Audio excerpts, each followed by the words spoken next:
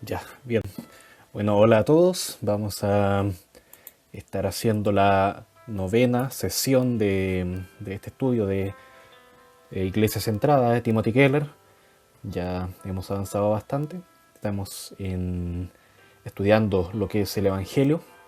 Ya hemos visto algunas cosas bien importantes. Así que, bueno, para ir directamente al grano, hoy día vamos a estar en la página 66 y también voy a estar probando una aplicación que tengo acá en el computador que me permite grabar la pantalla. Así que estoy aprendiendo a usarla. No es algo en lo que pueda decir que me manejo bien, pero estamos aprendiendo para ustedes.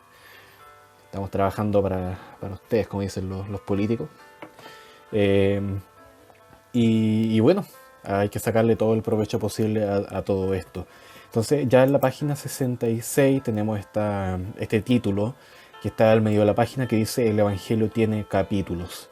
Así que vamos a estar entendiendo a qué se refiere con esto, que puede parecer en cierta medida confuso, pero en verdad es algo de a mí me ha resultado de mucha bendición.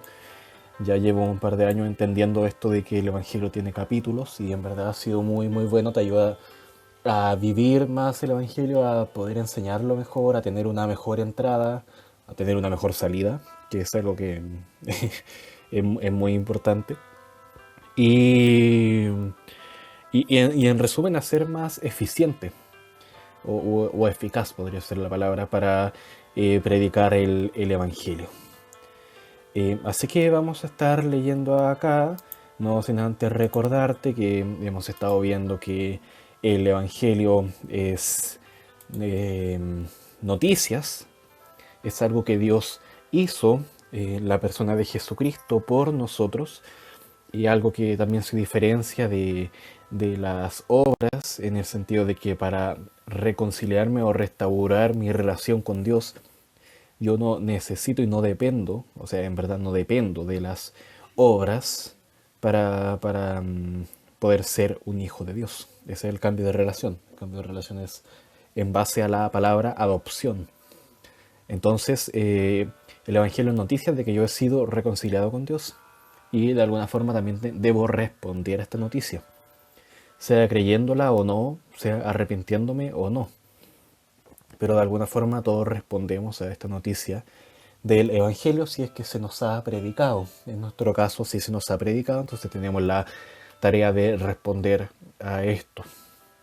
Y vimos también que el Evangelio tenía dos enemigos opuestos que lo podemos resumir como por ejemplo en el legalismo, por un lado, una parte más religiosa, y también por el otro lado el antinomianismo, que es una parte más liberal, más sin religión a religión.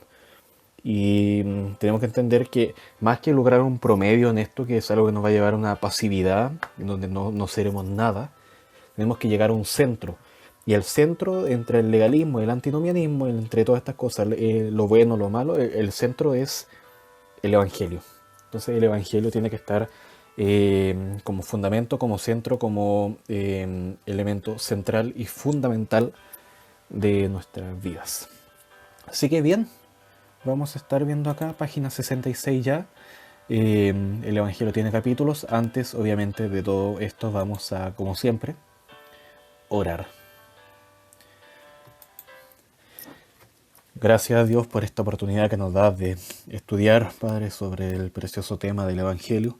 Ayúdanos a usar todo para provecho, para gloria tuya, también para bendición nuestra.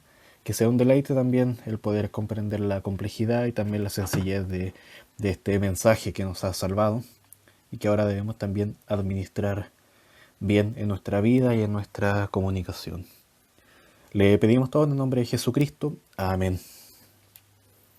Bien, vamos a seguir. Entonces yo tengo acá en la página, ya les dije, el Evangelio tiene capítulos y comienza diciendo, así que, bueno, recapitulando todo lo anterior, así que el Evangelio es buenas noticias. Ya recordemos que el Evangelio es noticias, no es algo que yo hago, eso ya lo dijimos, Así que es bueno recordarlo siempre que la palabra en sí da la idea de una noticia. No es algo que nosotros hacemos, sino algo que se ha hecho a nuestro favor. Así de sencillo. A mí me encanta esto de que se recalque que el Evangelio es sencillo. Es eh, también a su vez complejo.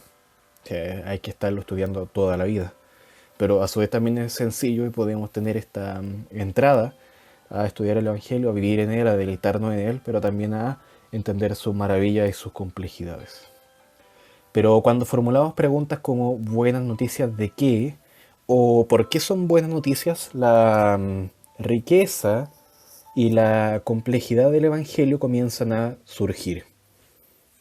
Yo acá recalco la importancia de que como cristianos seamos curiosos, seamos personas que están interesadas en verificar si lo que estamos estudiando es así, si es verdad, tener un espíritu científico, que es lo que se dice que a veces en décadas pasadas se confundió mucho con el espíritu científico con algo anti anticristiano.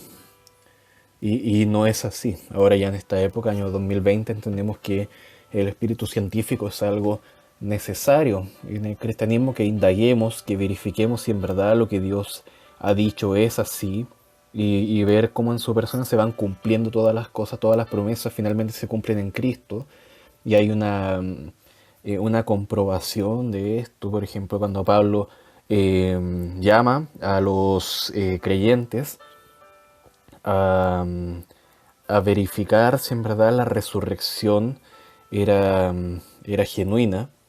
Y entonces te menciona esta en 1 Corintios 15 de 500 personas que habían visto al Señor Jesucristo resucitado.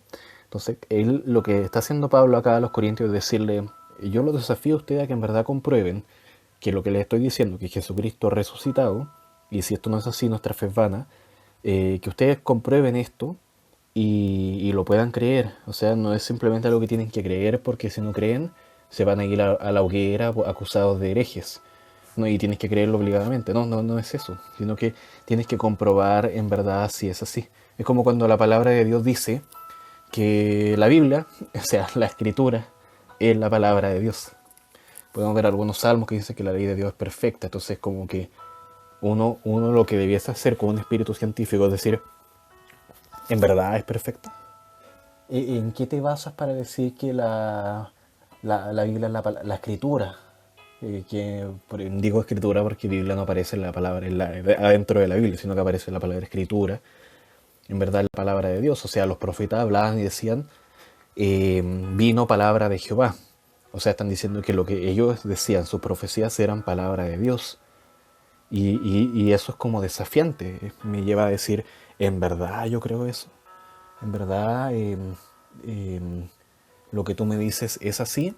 Entonces vamos a comprobarlo, vamos a estudiar si en verdad Dios es perfecto, Dios es santo, si en verdad Dios es justo y en verdad Dios es amor. Vamos a comprobar todo eso y vamos a llegar a una conclusión. Finalmente con Dios vamos a llegar a la conclusión de que en verdad la Biblia es la palabra de Dios, que en verdad Jesucristo ha resucitado, que en verdad podemos ser salvos y que frente a esto no podemos quedarnos quietos, sino que debemos responder. Bueno, hay dos maneras básicas de contestar la pregunta, siguiendo con el texto. Entonces esta está buena pregunta, ¿qué es el Evangelio?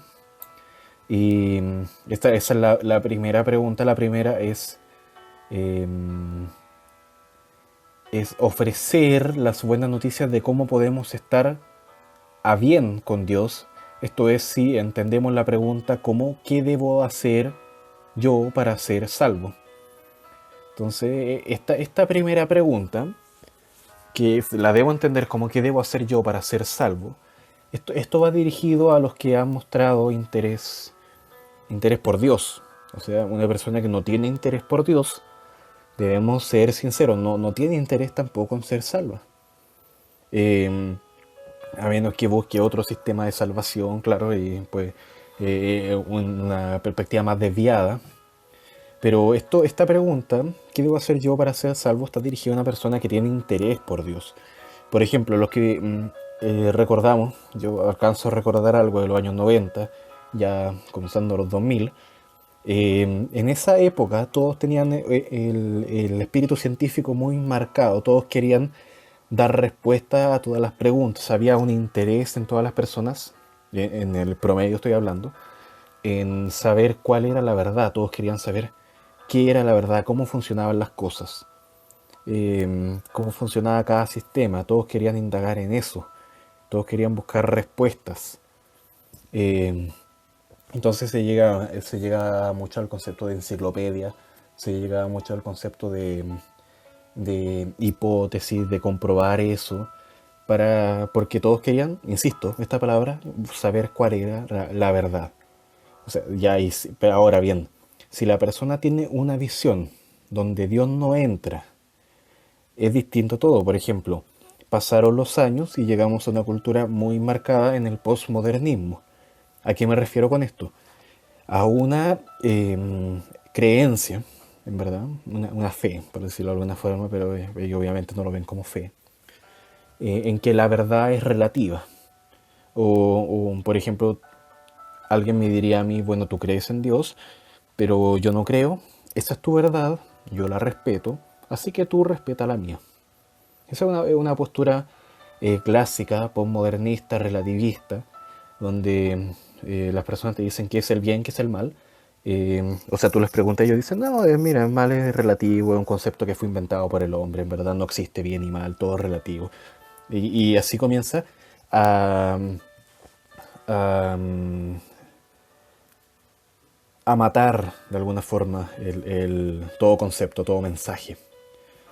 Eh, y, y finalmente, este movimiento postmodernista era una crónica de una muerte anunciada, donde obviamente esa postura de que todo era relativo no tenía pie ni cabeza, porque era una afirmación. Decir que todo es relativo yo no lo puedo creer, porque la misma creencia mía de creer que todo era relativo me lleva a entender que la Biblia no puede, o sea, que la verdad no puede ser relativa, porque estoy afirmando algo. Estoy, para que se entienda bien, afirmando una cosa absolutamente, con un absolutismo absoluto, de que la verdad es relativa. Y eso es contradictorio. O sea, yo no podría afirmar que la verdad es relativa porque no tengo certeza de nada. Entonces, hay que considerar, frente a todas estas posturas, una postura de una persona que tiene un interés científico, una persona curiosa que busca saber cuál es la verdad.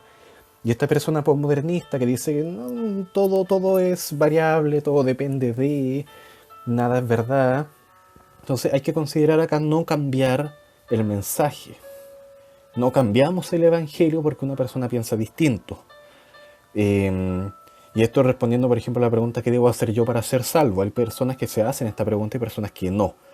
Entonces yo lo que cambio es el enfoque, cambio las preguntas, para comprender que ahora, por ejemplo, estamos en una época, ya han pasado los años, y ahora estamos en una época modernista, que para algunos llama una época, una era póstuma. Esa es la palabra que ahora está como surgiendo, para entender el pensamiento. Yo explico esto para que entendamos el pensamiento de todas las personas y los diversos estilos que hay. Esta era póstuma, donde es una época donde todo ha muerto. Claro, como yo les decía, el relativismo era una crónica de una muerte anunciada, porque te afirmaba cosas, siendo que ellos mismos decían que nada podía ser afirmado. Finalmente, ¿a qué llegó? A que todo muriera, a que cualquier sistema religioso, por ejemplo, el cristianismo, por ejemplo, ya no tuviera sentido para ellos, que cualquier sistema político ahora se viera ensuciado y ya ninguno tuviera sentido, cualquier sistema de valores no tuviera base, eh, nada, cualquier estilo de vida, todo era finalmente de alguna u otra forma por alguien negado. Por- para, no había persona que dijera, claro, eso está bien, no, sino que todo para todos tenía algún defecto, nada era perfecto.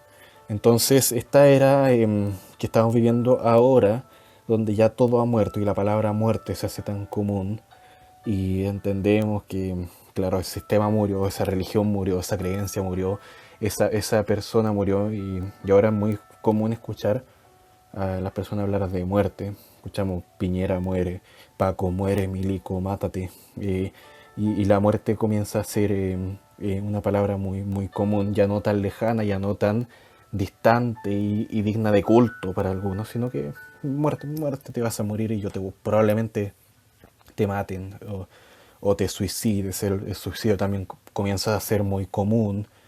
Entonces ahora la gente ya como que se ha dado cuenta que no hay respuesta y la realidad pierde sentido. Estamos viviendo una época donde hay mucha depresión, mucho intento de matar o de matarse. Y mucha visión de que el mundo se está acabando, independiente de que seas creyente en Dios o no, se está creyendo ya que el mundo está llegando a su fin. Y hay diversas cosas que nos tientan a pensar que es así, como toda esta ola de protestas, estallidos sociales, eh, o sea, manifestaciones naturales, terremotos, cosas así. Ahora el coronavirus que está como llegando a rematar todo, podríamos sumarnos a esta era póstuma donde, claro, todos creemos que se está acabando, aunque sabemos que han habido otras crisis históricas y eso no quiere decir que va a ser así. Bueno, entonces, avanzando ya, la pregunta que yo creo que podría aplicar mejor a esta segunda, o sea, la pregunta, me enredé, la pregunta que mejor podría aplicar en este caso es la segunda, la que se presenta a continuación, que vamos a ver ahora. Pero, insisto, no podemos encasillar a todas las personas como que, claro, este tiene un pensamiento noventero, este tiene un pensamiento postmodernista, no, no, no. Hay personas que buscan la verdad, sí, hay personas que desprecian la verdad, claro, hay personas que piensan que la verdad murió, claro. Entonces nosotros tenemos que estar atentos a ver con qué pregunta vamos a llegar a ellos. Entonces, siguiendo con el texto, la segunda, y acá va, es ofrecer las buenas nuevas de que todo lo que Dios llevará a cabo en la historia a través de la salvación de Jesús. Lo leí muy mal, a ver. La segunda es ofrecer las buenas nuevas bíblicas de que todo lo que Dios llevará a cabo en la historia a través de la salvación de Jesús. No, creo que lo redacté mal. Esto es si entendemos la pregunta, ¿cómo hay esperanza para el mundo? Y acá hay personas que, claro, no tienen un gran interés por ellos mismos. Ellos están viendo más al mundo. Ellos ven más a los demás que ellos mismos. Entonces esta pregunta, claro, por ejemplo, una persona que habla mucho del cambio global, la contaminación, que son personas muy ecológicas, quizá le interese mucho más esta pregunta, ¿hay esperanza para el mundo?, que saber cómo puedo tener una reconciliación con Dios. Entonces, si concebimos, siguiendo con el texto, si concebimos la pregunta de la primera manera, más individualista, explicamos cómo puede un ser humano pecador reconciliarse con un Dios santo y ver como consecuencia su vida transformada. Enmarca esta palabra reconciliarse. Es un mensaje acerca de individuos. La respuesta puede bosquejarse así. ¿Quién es Dios? ¿Qué es el pecado? ¿Quién es Cristo y lo que hizo? ¿Y qué es la fe? Estas son básicamente proposiciones.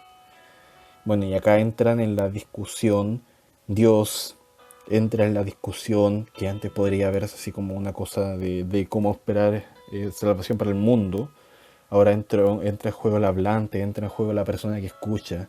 Ahora se volvió más personal. Ahora, siguiendo con el texto, si concebimos la pregunta de la segunda manera, todo lo que Dios realizará en la historia, explicamos cómo se formó el mundo, por qué se desvió y qué debe suceder para que sea restaurado. Este mensaje tiene que ver con el mundo y claro, ahora la visión se amplía. Hay gente que es más individualista, no en el sentido pecaminoso, no estoy hablando en eso, estoy hablando en el sentido práctico, que en este caso la persona piensa en cómo está ella con Dios. Hay gente que ve más allá de ellos ven a todo el mundo y ver a todo el mundo aunque ellos a veces no se dan cuenta, los incluye a ellos mismos. Ellos se preguntan cómo el mundo está tan mal, pero deben siempre estar recordando que ellos también son parte del mundo. Y siguiendo con el texto de Keller, la respuesta puede bosquejarse así: la creación, la caída, la redención y la restauración. Estos son capítulos de una trama, una historia. ¿Ya? Esto lo vamos a ir detallando más adelante, así que no nos apuremos. Pero por supuesto suena más interesante. O sea, ese es el mismo evangelio, pero contado como una historia.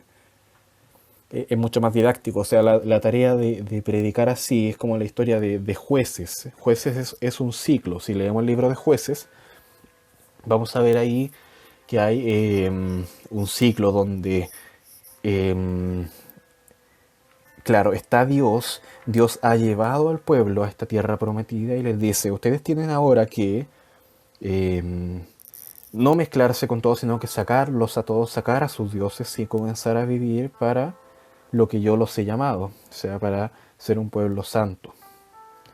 ¿Y qué hacen ellos? Ellos, ¿qué pasa? Pasan a esta segunda etapa, que es lo que se podría llamar una caída, o lo que se podría llamar también el pecado, donde ellos se involucran con el paganismo, con la idolatría, y obviamente esto trae consecuencias. Ahora bien, en este ciclo llega un salvador, que en este caso era un juez. Este juez tenía la tarea de liberar al pueblo. ¿Liberarlo de qué? Dios lo había juzgado y había traído otro pueblo que lo subyugara, lo dominara. Por ejemplo, los filisteos. Ya supongamos los filisteos. ¿Y qué pasaba ahora? Dios enviaba un juez para liberar. La mejor palabra, la mejor traducción para juez era un libertador. Un libertador que era un guerrero, que en verdad que buscaba la liberación del pueblo de este castigo que Dios le había dado. Dios lo mandaba para liberarlo del mismo castigo que Dios mismo les había dado. Y, y ahora, ¿qué tenía que hacer? El pueblo tenía que arrepentirse, tenía que volver a Dios, volver a su fe inicial, a buscar la santidad. Ese era el ciclo y claro, luego vuelve a caer y comienza a ocurrir lo mismo. Pero eh, si vemos la predicación así, como esta historia, tenemos que además involucrar al oyente. Ahora, por ejemplo, si yo te cuento la historia de Jueces, yo te digo a ti que estás oyendo, tú también tienes que pertenecer a esta historia. Debes también responder dentro de estas cuatro etapas o cuatro capítulos. Y la historia entonces se torna algo mucho más personal. Es como que yo te diga, claro, eh, el pueblo de Israel pecó, ya, pero claro, tú no pecaste de la misma manera que ellos, no has hecho culto a Baal, pero, o a Dagón, fue en el caso de los filisteos. No has hecho eso, sino que has cometido otro tipo de idolatría. Y esa cosa trajo otras consecuencias, que de alguna forma todos se encasillan en pecado, todos se encasillan en la condena eterna de separación de Dios, y todo vuelve a un libertador.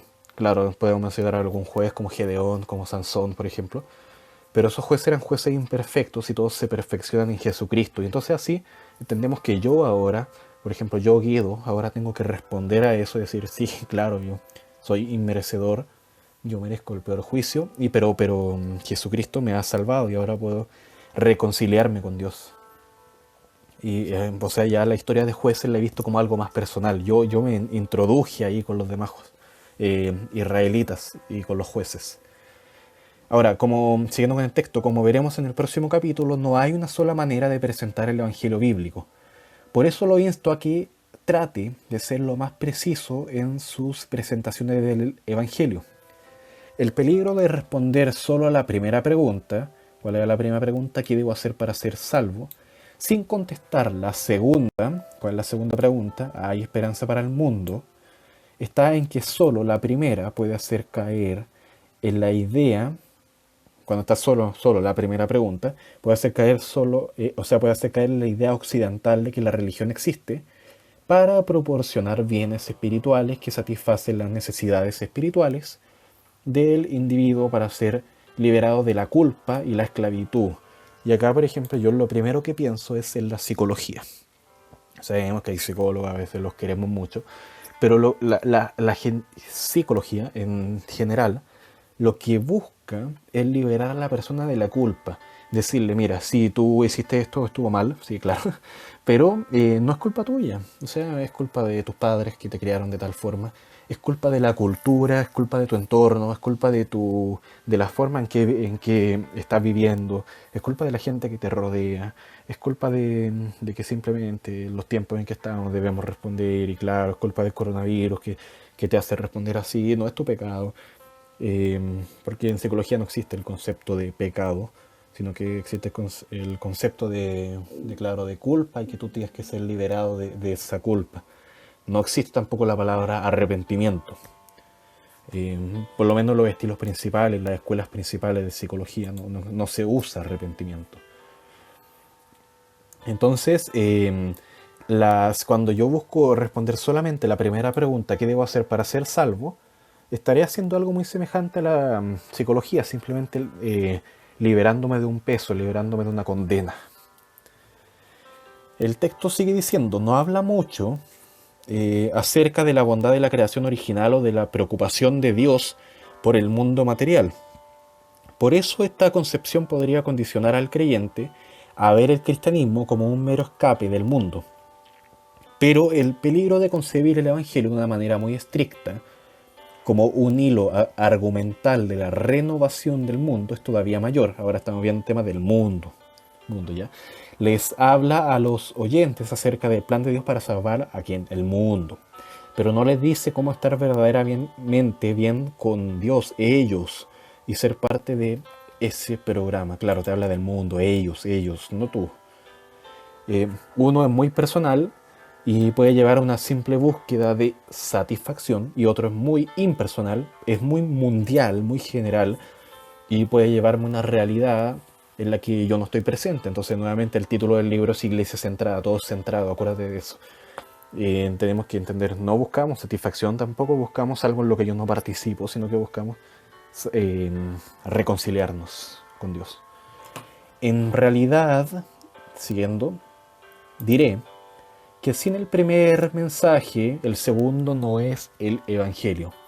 J.I. Packer, acuérdate que este es un estudioso, muy bueno en lo que es teología propia, estudio de la persona, los atributos de Dios. Escribe de esta manera. En años recientes, lo voy a leer todo de una por si acaso. En años recientes, grandes avances en la teología bíblica y en la exégesis canónica contemporánea le han dado mayor precisión a nuestro entendimiento de la historia general de la Biblia, acerca de cómo el plan de Dios de bendecir a Israel y a través de Israel al mundo llegó a su clímax en Cristo y por medio de él. Pero no veo cómo puede negarse que cada libro del Nuevo Testamento, sea cual fuere la obra que estuviera haciendo, tenga en mente de una u otra manera la pregunta más importante de Lutero. Ojo acá, atención, subraya. ¿Cómo puede un pecador débil, perverso y culpable encontrar a un Dios misericordioso? Ni puede negarse que el cristianismo verdadero solo comienza cuando se hace ese descubrimiento. Y en la medida en que los desarrollos modernos, al llenar nuestro horizonte con la gran metanarrativa, nos distraen de ir tras la pregunta de Lutero en términos personales, imposibilitan también, aunque también ayudan, nuestra apreciación del Evangelio. Claro, esto quizá no lo entendimos, quizá fue un texto muy largo y muy complejo, pero hay una palabra acá clave que es metanarrativa. Ya, quizá, esa palabra quizá nos dejó marcando ocupado, quizá dijimos que habló, nos desconcentró, nos hizo olvidar toda la pregunta de Lutero que vimos delante. Pero esta palabra, metanarrativa o metarrelato también se puede decir, es usada, sobre todo en el último tiempo, para unir varios relatos y así crear un gran relato, una metanarrativa, en que se busca una visión general de la historia, en este caso la historia de la humanidad, y busca respuestas universales a través de varias respuestas pequeñitas. Y de esta forma, claro, dar la gran, tremenda, inmensa respuesta. Independiente de lo que estés buscando. Eso es un metarrelato. O sea, es un metarrelato decir que, y ojo con lo que voy a decir acá, que el pobre es consolado por la idea de que va a ir al cielo y ahí va a dejar de ser pobre, pero ahora, claro, tienes que seguir viviendo como un pobre. Se ve como un metarrelato a Dios también liberando una y otra vez a su pueblo. Esa es una idea más correcta. Pero son ideas preconcebidas, son mitos muchas veces, son cosmovisiones. La gente lo entiende muchas veces así como la gran cosmovisión que te busca dar respuestas a tu sentido, a tu historia.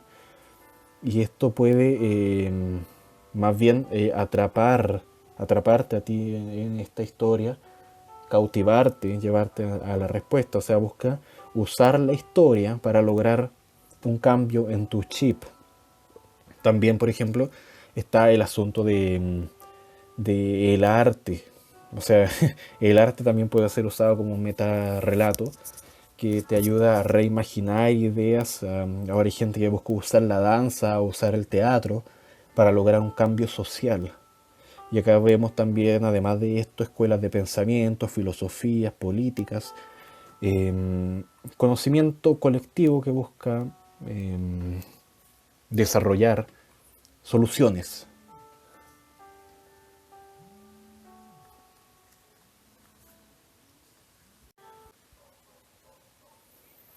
Ya, vamos a seguir, hay una interrupción porque tuve una llamada. Y déjenme hilar un poquito de lo que estaba hablando.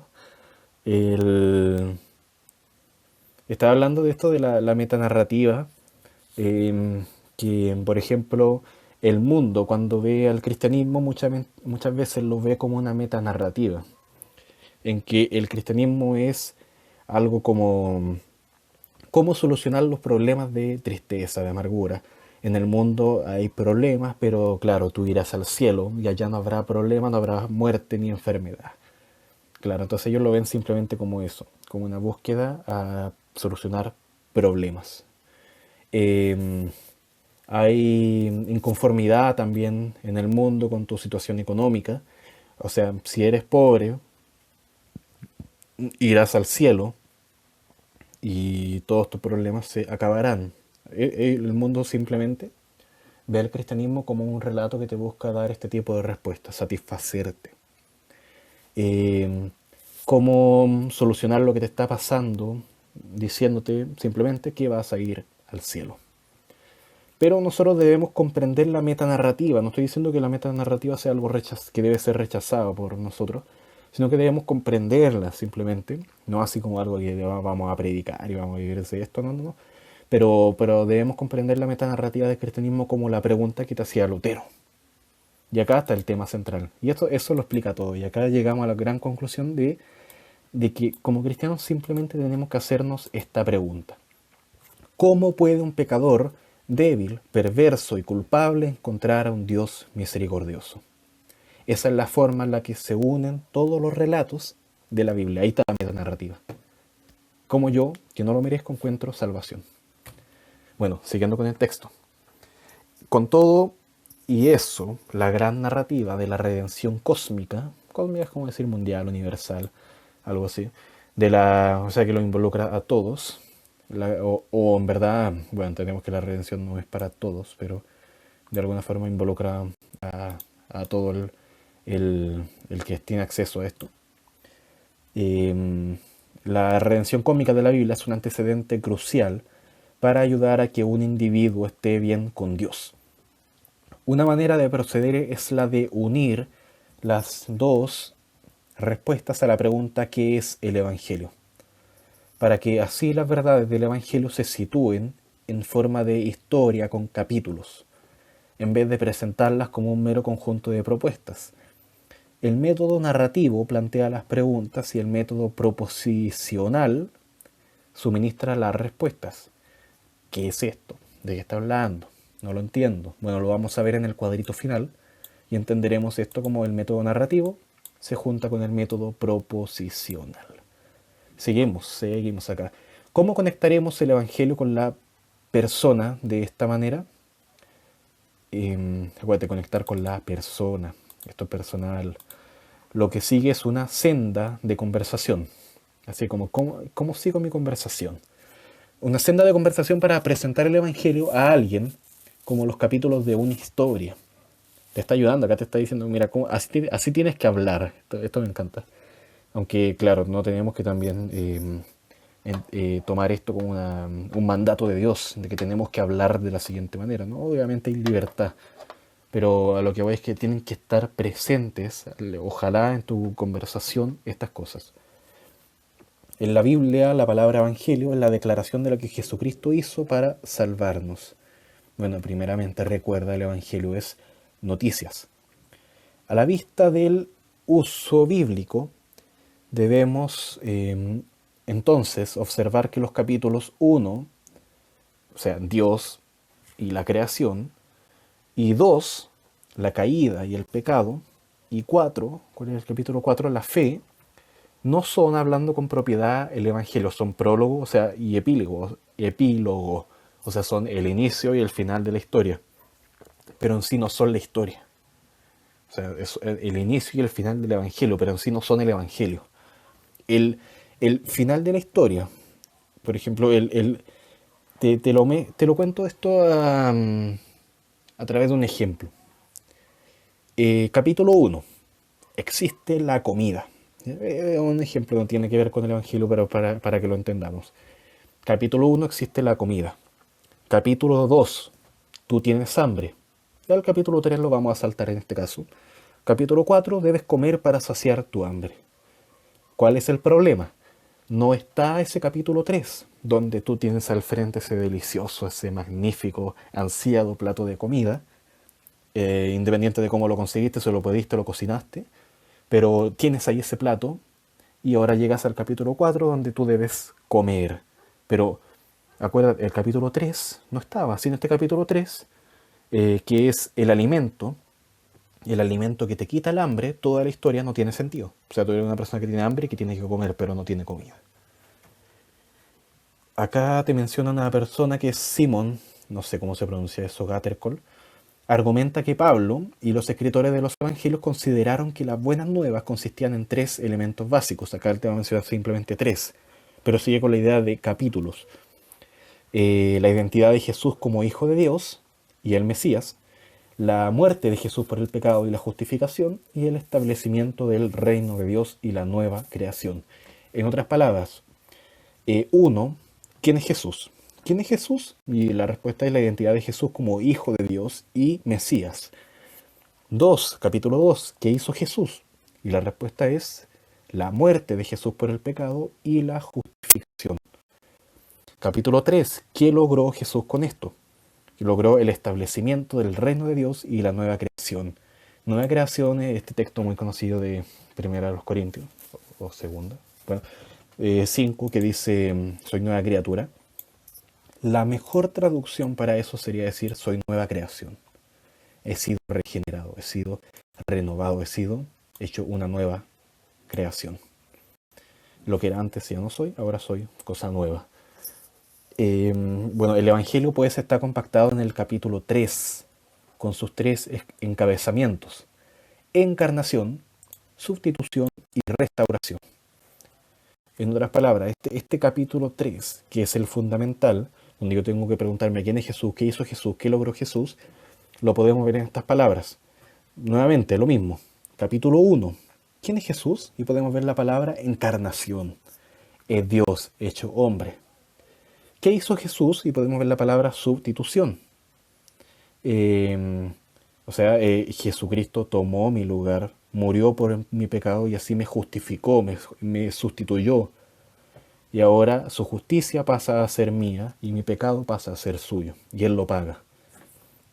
Y capítulo 3, ¿qué logró Jesús con esto?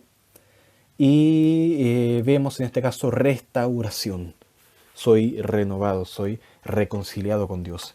La posición en la que estaba de pecador ha sido restaurada y estoy en una posición de hijo de Dios, de coheredero, donde tengo vida eterna.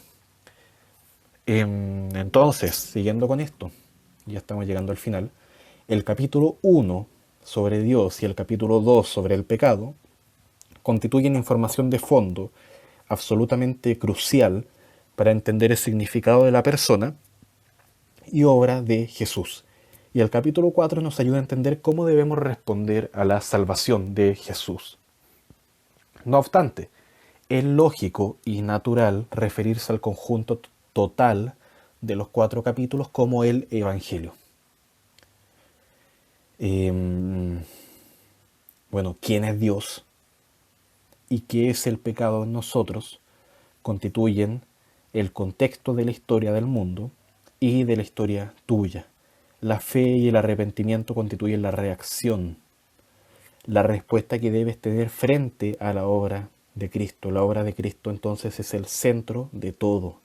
Pero este capítulo 3, la obra de Cristo, sin lo demás, no deja de ser simplemente información. O sea, si yo te predico simplemente Jesucristo murió, nos justificó, y no te digo nada más, estoy haciendo exactamente lo mismo, estoy simplemente entregándote información. Tengo que decir todo lo que está acá. Y para explicar eso mejor, iremos a este cuadrito, donde nos salen estas 4 preguntas. O sea, no, estos 4 capítulos mucho mejor explicados. Por ejemplo, acá vemos, hay una sección donde salen los capítulos, vemos 1, 2, 3, 4, bien, excelente. Hasta ahí vamos bien. Está el tema de la narrativa, acuérdate que te cuenta esa historia, entonces te pregunta de dónde venimos, y esta verdad o esta proposición evangélica, o sea, esta proposición que encontramos en la Biblia, es la respuesta, la pregunta, ¿dónde venimos? La respuesta es de Dios, el único y el relacional, que se relaciona conmigo. Capítulo 2, ¿por qué todo se dañó? Entonces yo me pregunto eso, y la proposición que tengo en la Biblia es debido al pecado. Y además con eso hay esclavitud y condenación. Ahí está la consecuencia del pecado. Y esa condenación también tenemos que verla como eterna, como el infierno. Y esta esclavitud tenemos que verla como esclavitud del pecado. No soy libre, que es lo que muchas personas creen, no somos libres. Somos esclavos del pecado. Y el capítulo 3 es cómo se arreglarán las cosas. ¿Cómo se arreglará todo? Y la respuesta es Cristo. Él es la encarnación, la sustitución y la restauración, lo que vimos delante. ¿Quién es Jesús? ¿Qué hizo Jesús? ¿Qué involucra todo lo que hizo Jesús? ¿Qué consiguió con esto? ¿Qué logró él? La restauración. Y ese es el capítulo 3, cómo se arreglarán las cosas. Y además está el capítulo 4, donde se me pregunta, ¿cómo puedo yo volver al buen camino? ¿Cómo yo puedo arreglar esto? Claro, entiendo que Jesucristo pagó por mí, pero ¿qué debo hacer? Debo, no sé, hacer un gran viaje, debo sumergirme en agua, debo, no sé, cortarme alguna parte del cuerpo, eh, como la circuncisión, debo, no sé, hacer parte de alguna organización. ¿Qué debo hacer? ¿Debo guardar el sábado? ¿Qué debo hacer? Entonces la respuesta acá es mediante la fe, la gracia y confianza. Y esto también incluye, por supuesto, el arrepentimiento por mis pecados, donde yo reconozco que he pecado y que debo reconciliarme con Dios pidiéndole perdón. Ahora bien, que nosotros nos encontramos muchas veces con personas que no quieren saber mucho de Dios y de cómo relacionarse con ellos. Entonces, yo acá propongo tirar una columna antes de narrativa evangélica y presentar estas preguntas clásicas, preguntas fundamentales que la gente se hace constantemente, donde, por ejemplo, la primera pregunta está genial, ¿de dónde venimos? Yo esa la dejaría intacta. Entonces muchas personas, independiente de que busques a Dios o no, todos nos hacemos esa pregunta, ¿de dónde venimos? Somos polvo de estrellas, venimos de los marcianos, todo es un sueño. No sé, ahí hay muchas propuestas, pero todos se han hecho alguna vez esa pregunta, ¿de dónde venimos? Ahora bien, hay otra pregunta que todo el mundo se hace también, y es ¿qué es el bien y qué es el mal? ¿Se puede definir al menos? Y esa pregunta también es importante hacerla. Si respondemos a esa pregunta, podríamos entrar a esto de por qué todo se dañó, y podríamos entrar también a definir el pecado. Pero si la persona no cree en el bien y el mal, es muy difícil que crea también en el tema del pecado. Entonces, estas son preguntas como para entrar a conversar con alguien de una forma más eh, activa, donde ella en verdad me quiera responder, en verdad se sienta con el derecho de decir esto es lo que yo creo. Nosotros, bueno, luego diríamos, bueno, tú hablaste, ahora me toca hablar a mí. Finalmente, bueno, no, vamos acá en el capítulo 3 yo antepondría una columna que tratara de responder a cuál es el sentido de la vida, para qué estoy acá, qué debo hacer. O sea, no tanto qué debo hacer, sino que eh, cuál es el sentido de todo lo que hago, para qué existo. Y esa pregunta nos puede llevar a entender cómo se arreglará mi vida, cómo se arreglará toda la situación que está pasando. Y entender que el sentido de mi vida lo voy a lograr finalmente en Cristo. Básicamente lo que estoy haciendo acá es anteponer un capítulo a esto. Y finalmente acá donde dice cómo puedo yo volver al buen camino, yo antepondría otra pregunta que es también hacia dónde vamos, qué viene después de la muerte. Eh, que hay un cielo, hay un infierno, hay una reencarnación. ¿Qué pasa con eso? Si yo no creo en este tema del infierno y del cielo, eh, entonces no me va a interesar mucho volver al buen camino. No me va a interesar mucho la fe y menos el arrepentimiento. Entonces yo necesito entrar también a preguntarle a la persona ¿qué crees que viene, que viene después de la muerte? Y esas son preguntas que nos van a ayudar a entrar de una forma más accesible, más activa con cualquier persona. Porque todos de alguna forma buscamos respondernos quiénes somos, qué es el bien y el mal, cuál es el sentido de la vida, hacia dónde vamos. eh, y, y bueno, eso también nos amplía también la conversación y nos amplía también el campo en el que estamos conversando. Bueno, después está la pregunta de dónde venimos, pero eso ya entrando a definir cada capítulo y a ser más específico, lo vamos a dejar para la próxima, ahí en la página 69 pasando a la 70. Así que bien, vamos a seguir con esto, vamos a probar esta modalidad con la pantalla acá. Así que esperemos que funcione bien y que sea de bendición también para nosotros. Que el Señor los esté cuidando, que esto sea de bendición, que también lo podamos aplicar a nuestro ministerio, a nuestra vida, a nuestra iglesia, y que nos podamos gozar también en todo lo que Dios quiera hacer con esto. Que no sea simplemente conocimiento, sino que también lo podamos aplicar a todo, a todo, que también nosotros nos hagamos esta pregunta y nos prediquemos a nosotros mismos el Evangelio constantemente, de una forma correcta, de una forma completa. Eso nos va a ayudar bastante. Así que gracias hermanos y que el Señor los bendiga eh, y cuide y proteja de todo lo que está pasando ahora. Muchas bendiciones, abrazos y chao. Chao, chao.